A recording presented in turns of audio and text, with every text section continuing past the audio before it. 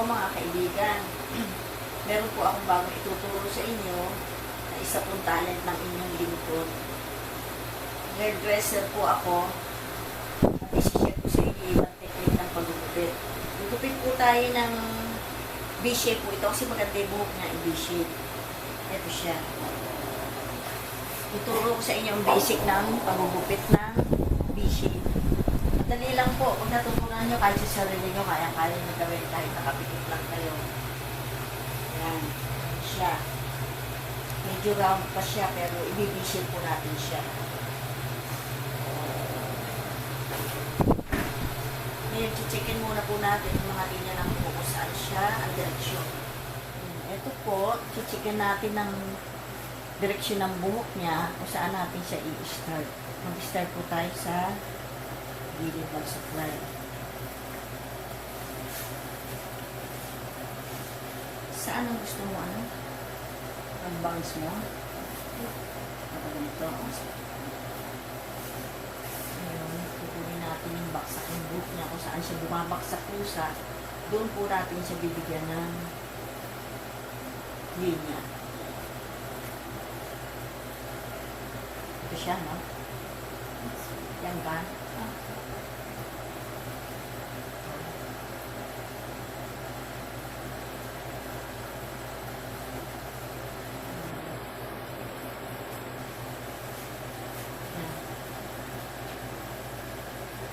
Ngayon, ano kung gusto mo? Mahaba ang bangs.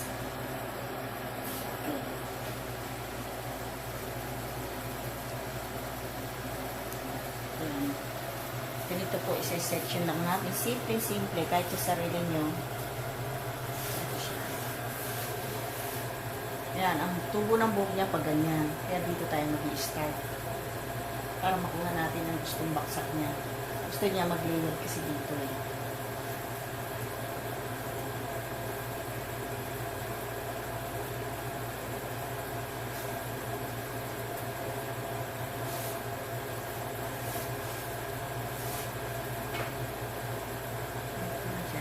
Gusto, ang haba niya, o iisipan ng konti ito.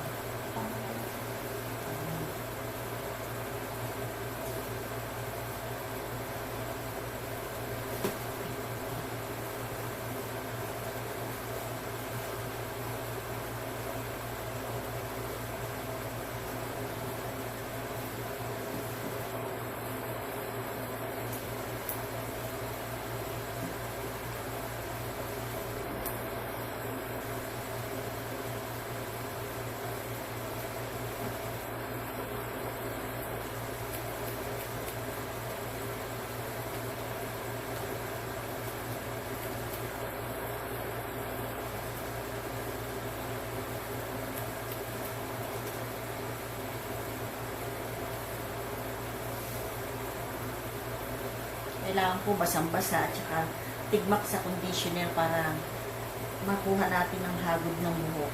Maiipit natin siya ng pantay-pantay.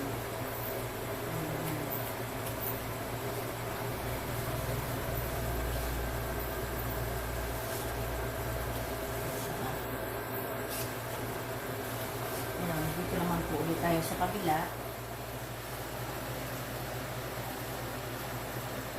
Susundin po natin yung direction nito. Ang pinaka-maigsi niyang buhok sa harap.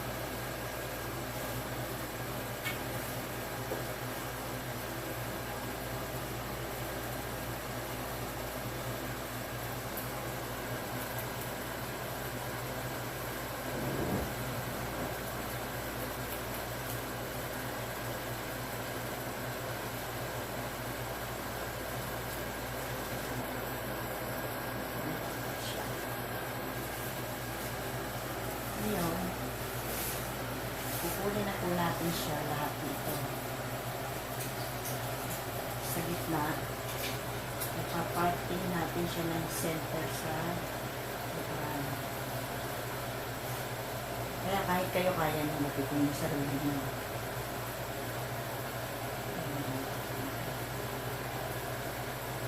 Siguraduhin po natin na pantay siya sa gitna. Para ang V-shape niya, buha-buha.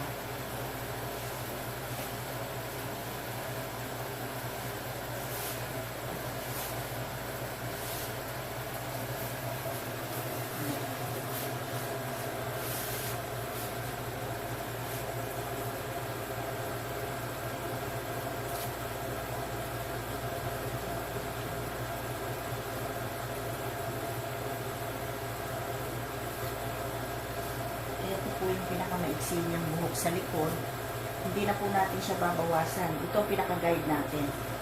Susundan lang natin siya. Para yung length ng haba niya sa likod, hindi umigsi.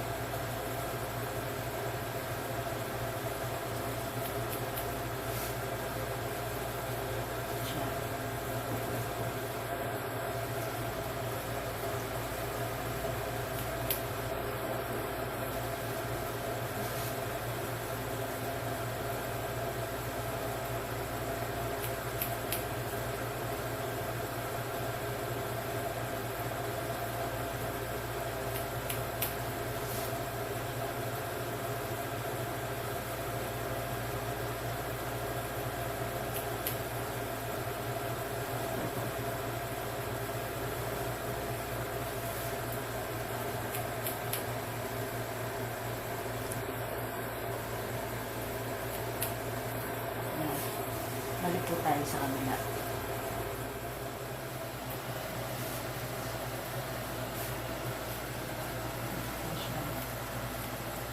Yung haba niya sa likodan, yung guide natin, hindi na yan mabawasan.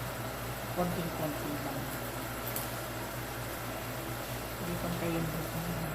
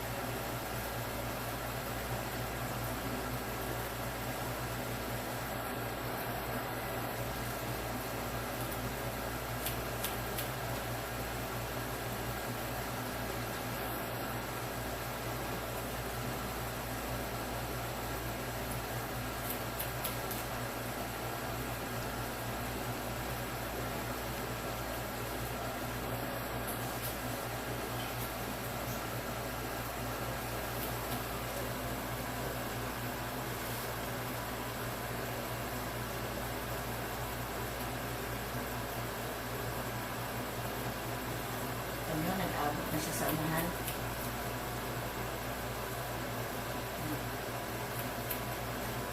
Ngayon, gagawin po natin, payuyukuin po natin siya. Tapos, susuklayin po natin ang papunta sa harapan lahat. Kaya, yung mga sumobra, may papagay natin siya.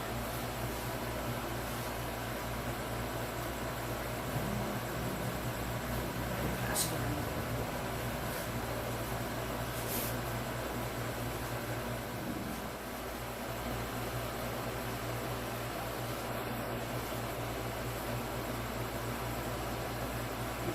Lalagyan natin lahat siya. Kaya kahit kayo, kaya nyo magpipin yan. Sarili nyo na V-shape. Kita nyo, pantay na siya. Meron ng konti. Yun ang aayusin natin.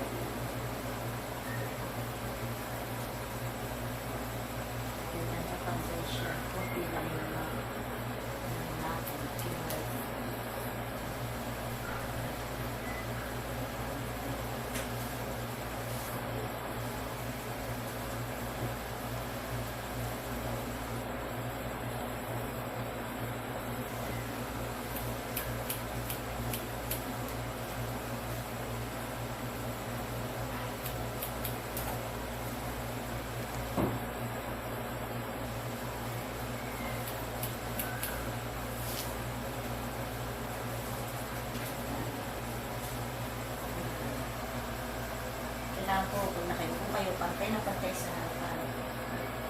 Pinakawalan natin sa sarkuran, V-shape siya. Yan. Tapos po siya checkin.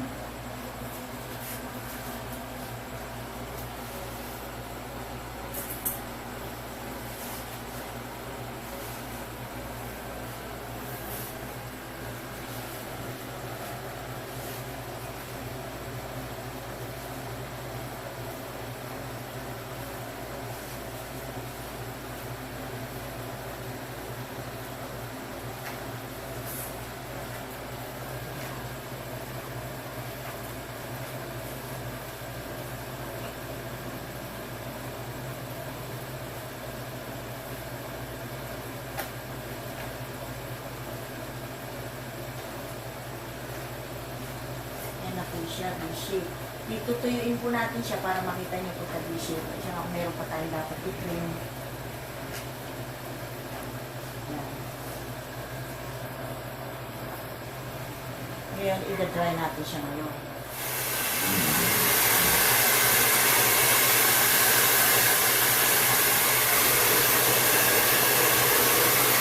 So, patuloy po ng tuyo ko ito.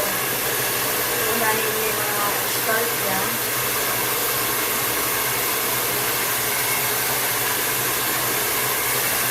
Para mataog yung lower. Pagka na ganyan, saan agad siya hinahanap. Ngayon kami magsak.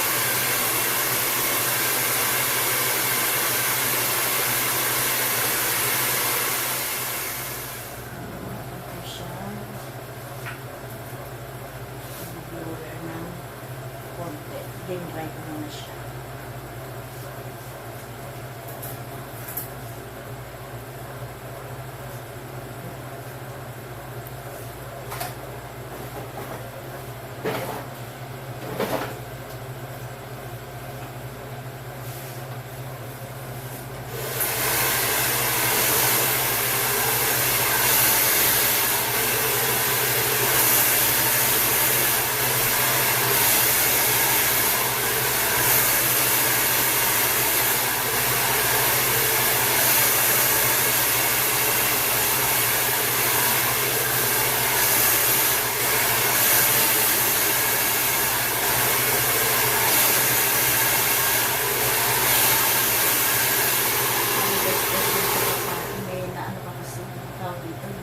Sa riban mo.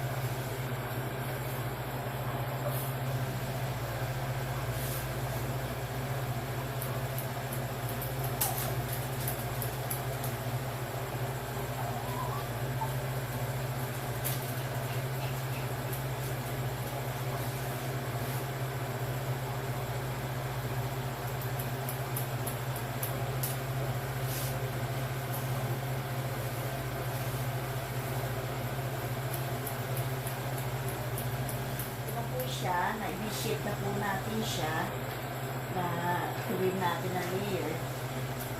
Ako siya. Yan. Ang ating model ay maganda pa ang artista.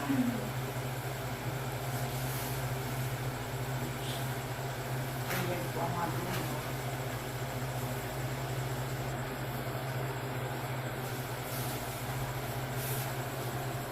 Ikaw magano sa sarili mo para makita mo yung view mo. Ganda mo. Shake mo. Hindi, yung ihahagurin mo lang na yung tinatawag na finger comb. Yan, ganyan. Ganyan. Shake mo siya. Yan.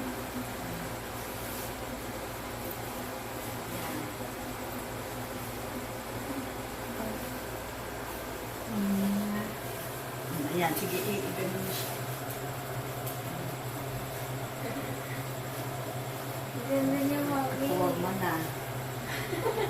kayong sulog-sulog. Hindi na maliguan siya. Hindi ko na siya paliguan ng bukas. Huwag na. Ano pagpasok mo ano siya? Kung pwede mo kita yun. Ayun na. Pwede na po kayong magupit sa sarili nyo. Diretso lang na gano'n.